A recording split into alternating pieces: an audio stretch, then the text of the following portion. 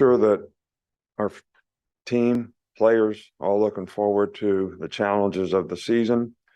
But I think the biggest challenge for, our team is to create an identity for this team, to prove that you can be a dangerous team, to prove that you have the energy, focus, and enthusiasm, not just to win a game, but to beat the other team. And there is a difference in that. And I think that difference, primarily is the way you compete, the way you play, the relentless competitive attitude that you have for 60 minutes in a game to play to a standard, your standard, not let the scoreboard or anything else determine what your performance level is. And, that's something that I think this team has to prove, that it can do. Middle Tennessee is, they won 8 games last year. They beat a top 25 team in Miami. They won a bowl game against San Diego State. Rick Stockstill's been there for a long time. He's done a really good job. They got a great offensive scheme in terms of how they do things and problems that they create. So it's going to be challenging from our players from that standpoint. They're a very aggressive defensive team, a lot of stunts, a lot of blitzes, a lot of negative plays. So it's a very challenging preparation for our offensive team. And they're sound and solid and do a great job on special teams. So this is a challenging team for us to play. But again, we're concerned about how do we establish an identity for our team in terms of how we compete and how we play, regardless of, who we might play. I know that, your number one focus is not on the game. It's on the depth chart. And look, there's a lot of competition on the team. And when we put a depth chart out, you all think that's like final. Like this is like etched in stone that it's going to be this way forevermore, just because we come out of fall camp and that's where it is. But creates a lot of distractions on our team, creates a lot of, guys thinking that, well, this guy won the job now and I'm not going to play or whatever. And quite frankly, we don't need that. And I want all of our players to continue to compete, continue to compete for playing time, to try to play at the highest level. And I don't want anybody on our team to think they're a backup player or whatever. And the depth chart kind of does that. I think most of the players on our team know who should start in the game and who shouldn't start. But that's something that they do day to day in terms of the way they compete and the way they play. And nobody's entitled to playing just because we put it on a piece of paper and say, this is the way it is today. So I apologize for that. But it is what it is. Charlie, right? What kind of progress did you see from the guys that are competing at the safety position in the preseason? Yeah, well, Caleb's done a really good job. I know he's a young player, but he's done a really good job. He's smart, he's bright, he understands football very well. Jalen Key has done a really good job. He's got a lot of experience, even though he hadn't played here. He's played other places in a very similar system.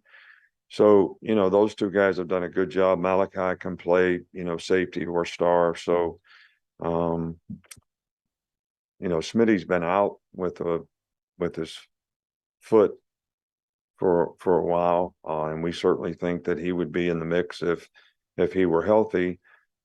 Christian Story is a dependable guy at the position, so that's kind of where it's at right now. Matt?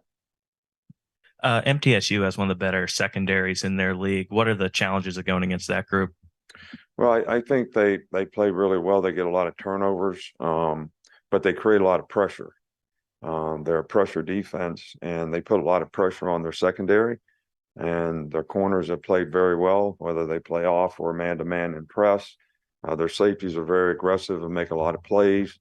So I think there's a little bit of big little that goes with this team. If you look at the statistics of the way they played, they make a lot of plays on defense. And when it comes to negative plays that they create, turnovers that they get, but they've also given up plays. And I think you got to have lots of patience. You got to have a good plan in terms of trying to minimize how much they can create negative plays, but also maximize taking advantage of making some explosive plays. Several offensive linemen have discussed wanting to play a more dominant physical brand of football this season.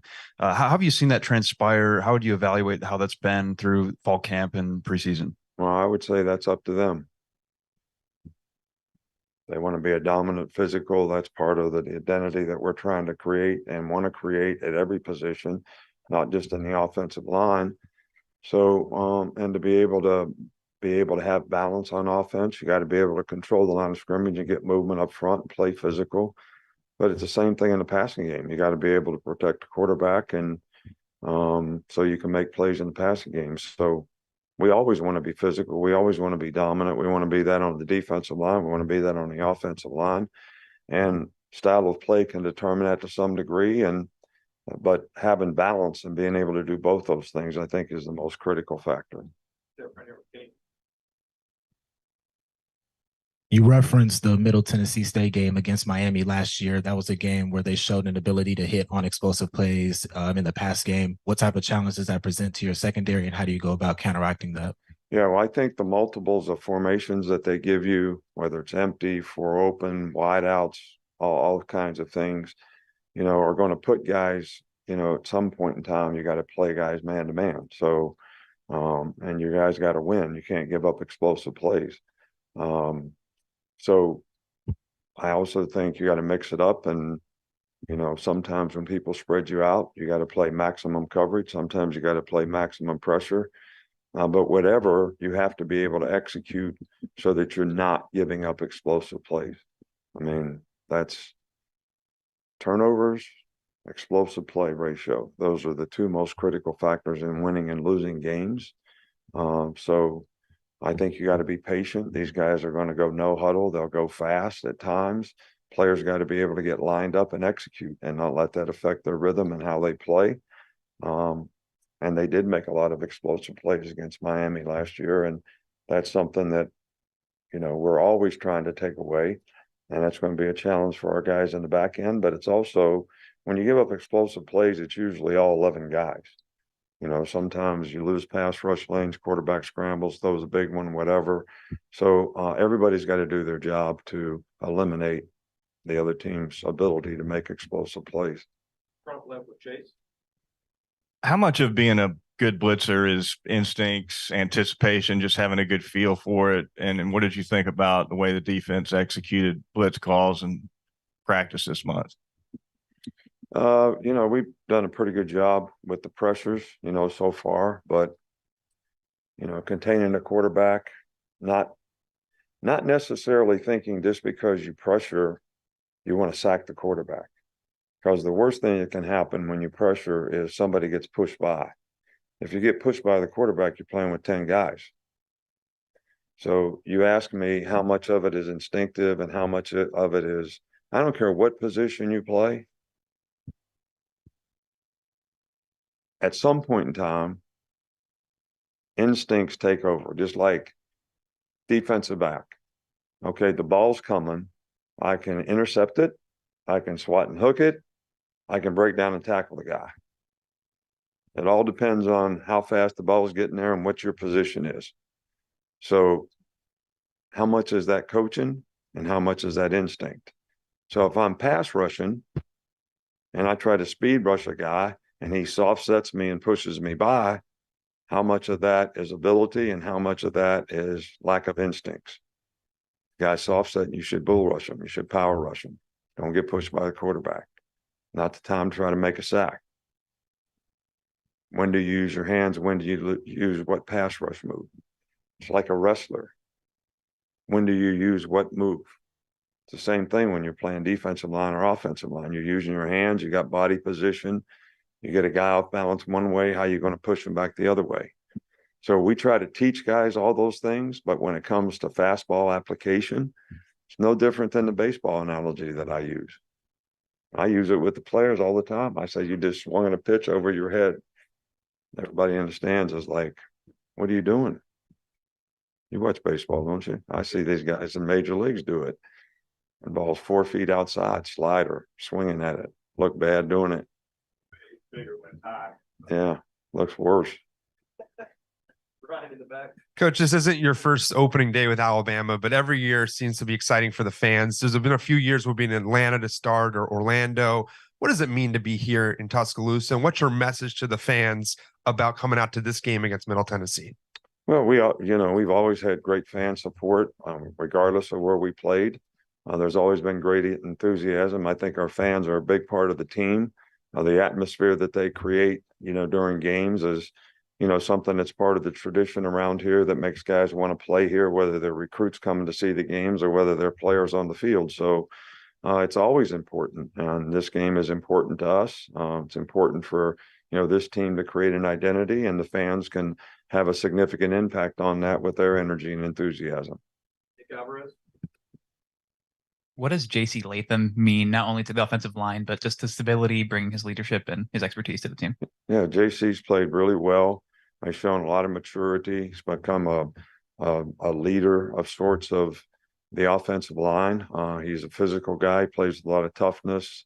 We've tried to eliminate, penalties and being able to stay focused on doing the right things with the offensive line and with JC. And he's done a pretty good job of taking those challenges and trying to implement them in a way that's going to be a positive thing for our team. So what sort of progress have you seen from Jalen Milroe since he played last year? I think Jalen has made a significant amount of improvement. I think he's more comfortable in the pocket. I think that he has more confidence in the way he executes and the way he plays. He's been more consistent in the way he's played, and I think that's going to be the key of the drill for him, to be able to maintain that consistency in every practice, so that he is developing the kind of habits that are going to carry over in the game and help him be successful. Two to finish, Steven, and then Johnny. And Cam, what type of growth did you see from Jah-Marien Latham up front? He's done a really good job. He's been hurt a little bit on and off since he's been here. He's gotten a little bigger. He's gotten a little stronger, and he's a very good athlete. I think he's more confident in terms of learning the defense, making less mental errors.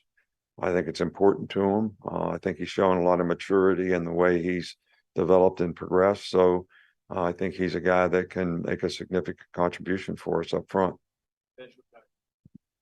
Given the situation at quarterback, do you enter this game expecting to use multiple quarterbacks, or is there a game plan just drawn up for whoever's the starter?